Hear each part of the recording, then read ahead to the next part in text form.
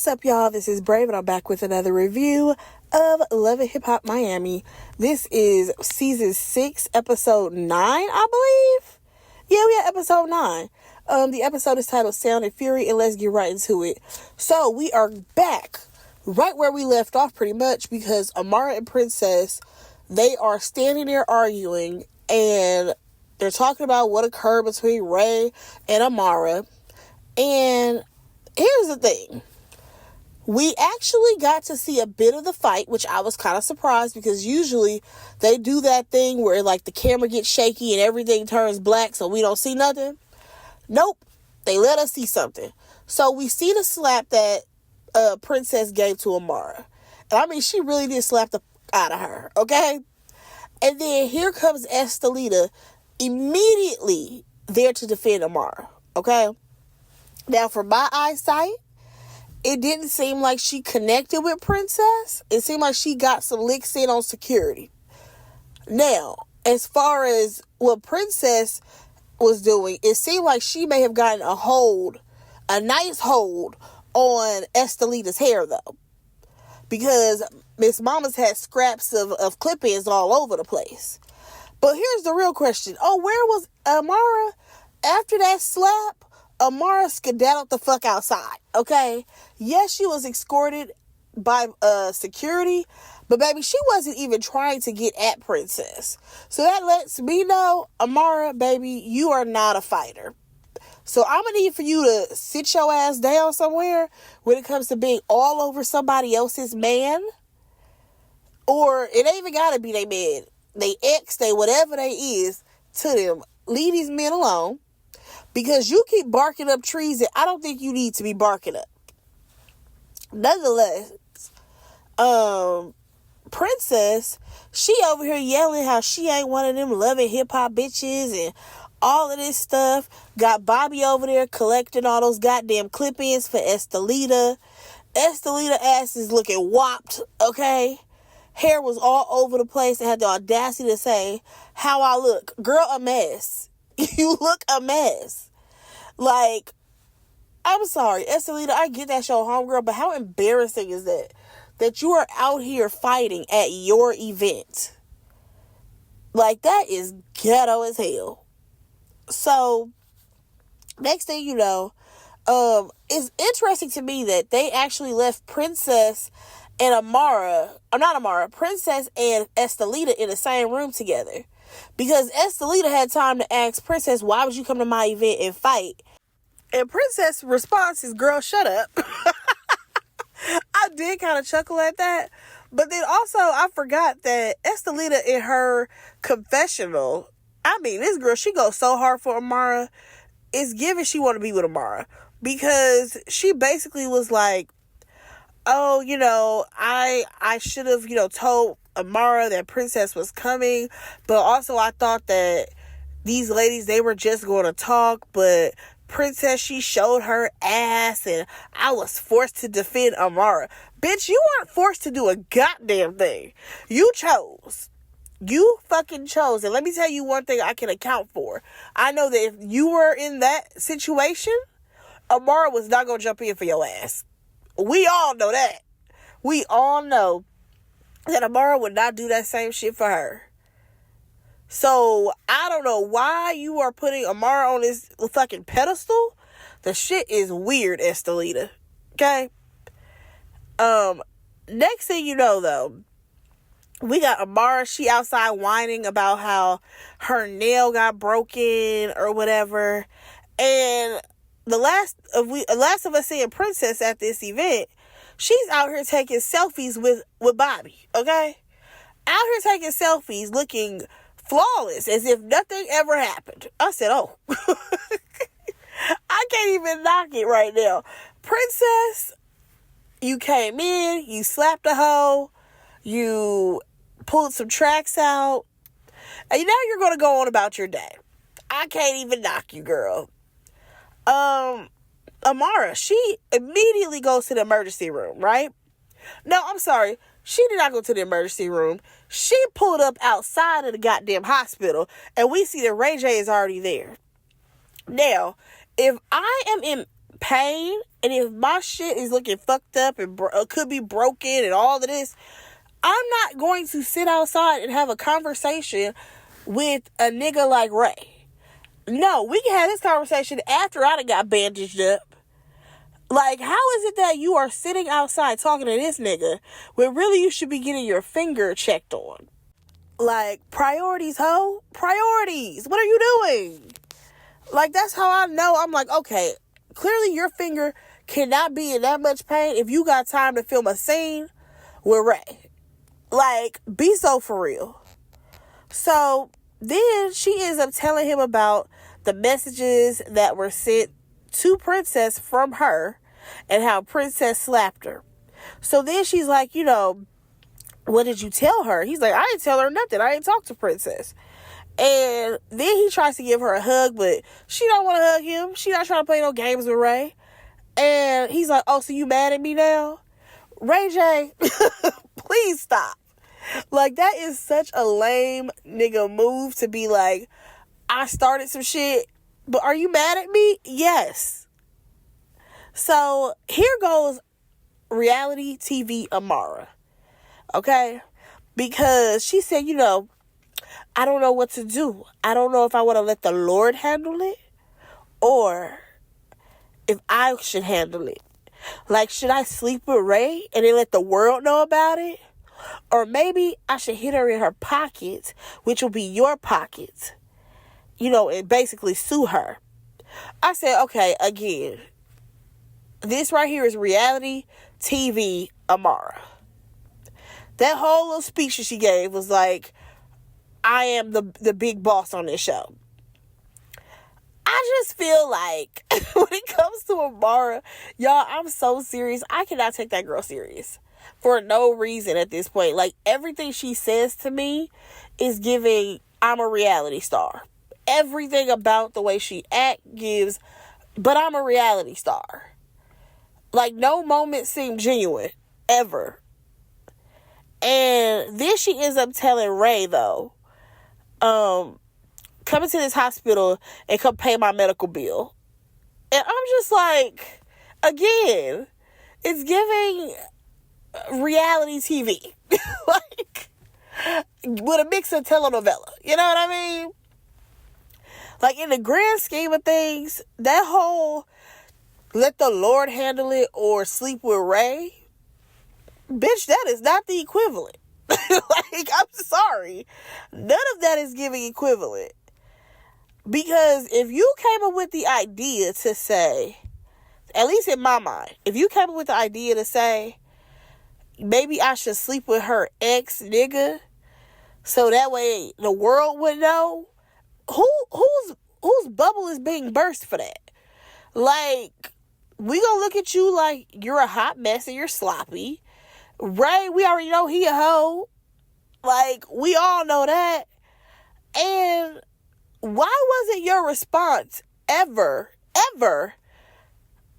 like, Ray, you and I know ain't nothing happened. Like, you need to tell Princess that nothing happened between me and you. I don't want you. I don't like you like that. None of those things were ever said. So it's like, girl, did you low-key have some feelings for Ray at some point? Because I'm sorry, if nothing went down between me and my homies, me and my homegirl, man, girl, I don't want your man. I'm going to let you know straight up, I don't want nothing to do with him. None of those things. I'm not about to come up with a plot to be like, oh, maybe I should sleep with him to get back at her. That sounds crazy. Like, I'm sorry, am I the only one who feels like that's a wild statement to make? Moving on. We get to Flo. She at home with her son, and baby, that son looked just like Marlon. He got his daddy whole face. And the kids are about to get ready to go to school, right? Here's the thing. Here comes Gael. I said, what the fuck is she doing here? Come to find out, her child is going to be going to the same school as Flo's son. So they all about to pretend like everything's all good in the hood because they got to put on this front because the kids are there, right? All right, fine. Why in the world did Gael get in the damn confessional and say, I'm a socialite and a business mogul? Mogul? Socialite? Now, bitch, you are getting a little too comfortable on this goddamn show. You're not even in the opening credits, okay? A business mogul. Like, girl, you have a restaurant. Sit your ass down somewhere, okay? And every time they come up in there to show you at the restaurant, ain't nobody there. Then you call yourself a socialite. No, you just don't have a job, okay? You're trying to be a socialite. You just don't have a job. But here's the thing. Marlon ends up showing up, right? Now, we learned that ever since Flo basically told him she don't want him no more, he moved out. Thank God. Stop trying to, lean so much on her family. Which we gonna get into her family in a fucking minute. Basically, him and Flo are outside. And Flo tells him, like, yo, I need to get back into my music bag. I'm gonna need you to step up with the kids. For some reason, that translated in his fucking mind that she wants him to get back with her. No, she just wants you to have the kids more. That's all she wants. So that way, when she's in the studio, she knows her kids are being taken care of. That's all she wants, buddy. Pipe down. Now, when she go back in the house, we see Gael, baby. Gael said, oh, I ain't even tripping off Alan. You can have him. I got me a new man. I said, damn, girl. Do you just let your shit breathe ever? How are you with a new man? I guess.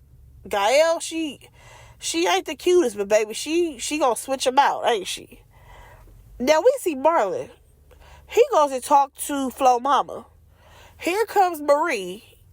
She talking about some, oh yeah, well, Flo been kicking it with this dude, Alan. You need to go ahead and do something about that. Baby, Flo, you need to say fuck the family because they don't fucking like you, okay? I've never in my life seen a family not fuck with somebody this heavy. Your sister, she fucks on anything that you've had before. Okay? She takes your girlfriends, your husbands, your boyfriends, anything you got, that bitch want. Then you have a fucking mother, a mother, who is usually supposed to be the person that's guiding their daughter, showing their daughter how to do better in life, to say, you know what, you ain't got to tolerate no bullshit from a trifling ass man. You know what I'm saying? Usually. But no. She has a piss poor excuse for a fucking mother who, for some reason, will accept any of Marlon's bullshit. It's like, Marie, do you want the nigga or what? Because the fact that you know that your other daughter has slept with your daughter's husband and you think that shit's cool and she just supposed to tolerate that shit? She just supposed to take this nigga back? Even though he not only cheated on her with the sister, he done cheated on her a bunch of times. It's still up in the air if Marlon ever had that other child, y'all. Remember, because I don't think he ever got no DNA test. That man has been trifling to your daughter this whole fucking time, and you sitting up here telling him to go back and try to get her? Get her for what? Leave her alone. Like, I think that is so fucked up and so crazy the way her mom operates when it comes to Marlon. That shit is wild. But moving on from that. All right, so we next see Zoe and Chang Diamond, right?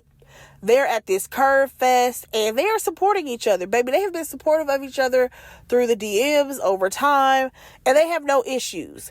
Now, we do learn that Chang did a 1.5 years in jail.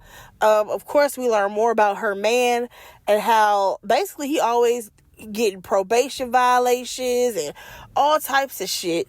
And she's like, I've been holding him down. Like, I ain't slept with nobody else. Like, everything's supposed to be good because now we in a new city, blah, blah, blah. And honestly, I just feel like, girl, you got so many hopes for him. But, girl, hopefully he got that much hope in himself, okay? Like, you over here so proud and happy to be like, oh, I'm about to go live with this man. He gonna live with me.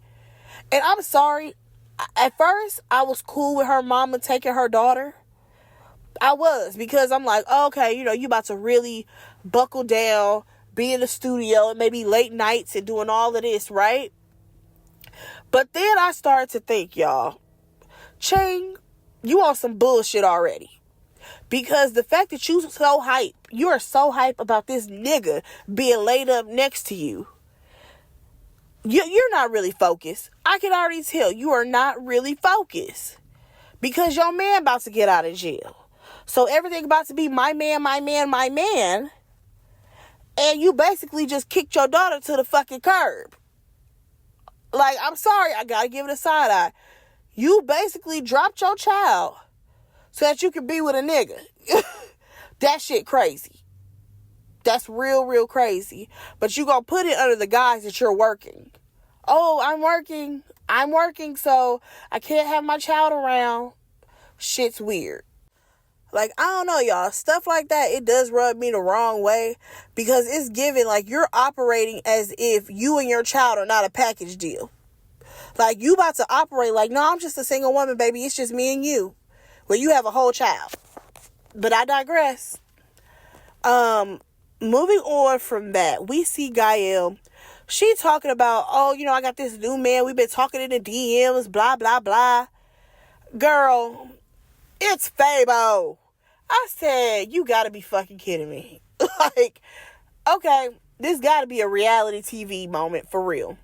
Then, this bitch has the audacity to say, when I saw him be disrespectful to Shay's mom, I thought that was hot. I'm sorry, girl, what? You got turned on by a man being disrespectful to another woman's mother? That's some psycho shit, okay? That's some shit that I'm just like, are you mentally okay?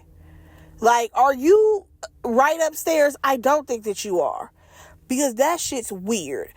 You mean to tell me that you are willing to tolerate a man being disrespectful to a whole other woman, an older woman at that? That further lets me know that you do not care if a man disrespects you. Like, Gael is really, like, bottom of the barrel, like, scum. She really is scum. So, then we see these two flirting or whatever, and he's like, why you in my DMs when you already know about Shay? And Gael's like, well, she's not my friend. I'm like, yo, I don't even understand this type of shit. Like, I don't. How do you operate like that? So then she started dancing on him, and I'm like, you know what? Get these two off my screen, please. Moving on. We see Princess and Bobby meet up, right? She says that Amara texted her about meeting with Ray, right? After the fact. Princess feels like it should have been mentioned before it happened. That right there was her red flag number one. Then she went on to say that Amara mentioned how things got flirty. Now, here's the thing. Amara, if you just put in the text messages that things got flirty, that makes it sound like y'all were flirting with each other. Not he got flirty and you shut it down. You know what I'm saying? Also, when you told Brooke and them this shit, you surely didn't include that. That's a little interesting. So, Princess is like, I would never flirt with Alan. Like, that's just not who I am. And honestly, if y'all supposed to be homegirls, you're right. Your homegirl should not be trying to flirt with your man, your ex, or anybody that you've dealt with, if we want to be honest. But some women, they operate a tad bit differently. Okay? So, they also talk about the fact that, Princess slapped Amara and how Estelita jumped in. And here's the thing. Princess says that Brooke never checked on her. No. I think Brooke did check on her, actually. Brooke checked on her after the party, but Bobby was like, it did seem like she was kind of enjoying the fight or whatever. And Brooke was definitely making faces and all of that. But honestly, it's like, what did y'all want her to do? Like, some people in those types of situations, like, they do enjoy a good fight. Think of how many people that tune into baddies, okay? Now, Bobby, he goes on to say that when it comes to Amara, it seems like she be getting into it with a lot of people, and a lot of it is provoked by her. And I absolutely agree. I absolutely agree with Bobby on that. Amara, she be putting herself in a lot of fucked up situations. But then she's the main one trying to cry wolf. So Bobby ends up suggesting that Princess go talk to Ray so that way she can get, his side of the situation. We did see Ching and Zoe, they meet up again. They're at Sundays, which is Trick Daddy's restaurant. Has anybody been there? Like, I kind of want to try it, but I'm not in Miami. I plan on going later on this year. I kind of want to try Sundays, but we gonna see. They are ordering some food, right? First of all, I feel like they ordered everything on the fucking menu, okay? And I don't know if they were trying to do it because they thought it would be funny. Because as two plus size girls, like, I don't know if they were trying to make it be like, oh yeah, we're funny, we're fat, and we're ordering all the food because they were filming content. I don't know. I don't know what the vibe was for that. But they ordered a bunch of food. They sit down. Oh yeah, they made some content and all this stuff. And next thing you know, Ching man call, okay? She drop everything when he call. Now, she get on the phone, and according to him, he's supposed to be getting out in a week. Now, he's like, are you going to pick me up from the airport? And she's like, yeah, but I want it to be like, the movies where you pick me up and spin me around. Baby, Zoe's so fucked up. Zoe said, he can do that? He can pick you up? I'm sorry, but that shit was so funny to me. Because I'm like, Zoe, why would you say that? So then, Ching was like, I'm just trying to set the scene, basically. And when she gets off the phone with him or whatever, Zoe ends up giving us all an update on her and Kelvin. And basically things are still tense because he's still her manager. So at this point, they decide that they're going to, check on a video to see if it's going viral or people watching it. But here's the thing. People are watching and people are being cruel. Talking about their weight, talking about how big they are, talking about, whatever that they want to talk about. And you can totally see that these two are operating from two different spaces. Zoe, she feels some type of way. Zoe does not like for people to be disrespectful, for people to diss her, talk about her weight, any of those types of things. However, Ching, on the other hand, she feels like, that's just motivation. If people are talking negative about me, it's okay, because I'm just going to keep on doing me. And I do kind of like that Zoe and Ching are friends at this point, and I hope that they stay friends because they both can use a little bit of each other to rub off. You know what I'm saying? Like, maybe Ching can show Zoe to have a little bit more confidence. Maybe Zoe, she can, give Ching some advice. I can totally see them balancing each other out. So I do like them two together. Now, let's go ahead and get to Amara, y'all. This whole fucking scene was reality TV and telenovela, okay? This girl is dramatic as hell. First of all, she has an IV drip. She's getting her hand wrapped. She has a nurse there. And really dragging it. She had the audacity to be eating a bowl of soup. I said, no, girl, you really dragging it with this goddamn soup. Estelita, she comes over or whatever. And Amara, she feeling some type of way because she's like, why would you even invite Princess after I told you that I had issues with her? And Estelita is like, well, I get that you feel all that, but how do you think I feel when you decided to, hang out with Shay? So Amara is like, yeah, but I didn't bring her to you and you didn't talk to me about it. And Estelita is like, listen, you cannot compare the two of those things, which I must say I agree. You possibly messing around with her man, that's very different than somebody bringing up somebody's childhood trauma and trying to throw it in their face as if the things that happened to them was their fault. That right there is two different things. And honestly, Amara, when you made up with Shay, you should have also mentioned to her, like, listen, I'm cool with Estelita, and I do feel like you owe her an apology because what you said was absolutely out of line. Now, if you was really Estelita friend, that's what you would have told Shay. Nonetheless, Estelita, she's so proud to be like, oh, because, I stepped for you, Amara, when nobody else did, and, she didn't know that Princess was going to slap Amara. So now Amara, she's like, and if I wanted to sleep with Ray, then I would have done it already. Again, why is that the thought on your fucking mind? Like, it's weird to me that at no point is Amara being like, I don't like that nigga. Like, anybody else, if you ain't rocking with somebody or you're not attracted to them like that, that would have been the first thing you said. I don't want him. Like, but Amara is giving that you do. So then these two, they get on the same page and they start, talking all big and bad about how they some Love and Hip Hop bitches. I'm like, okay, whatever. And then out of nowhere, Estelita, she starts crying about how she's nobody's bodyguard, but she'll fight for Amara. And I'm just like, here we go. Now, you done took a page out of Amara book with all this whining and crying, okay? And again, I must bring it up that Amara is what? The queen bee around here. And these girls are fighting to the death to get the most attention from her. That's all I'm going to say. Moving on from the telenovela, we're going to go on back to Ray beating up a princess, right? So, Ray's like, oh, I heard you beat up Amara. And Princess is like, yeah, that happened. And it basically started because of you, buddy. And he's like, well, I went to the hospital. And keep in mind, though, he didn't even check on Princess. He didn't care enough about her to go check on her, but he went to go check on Amara.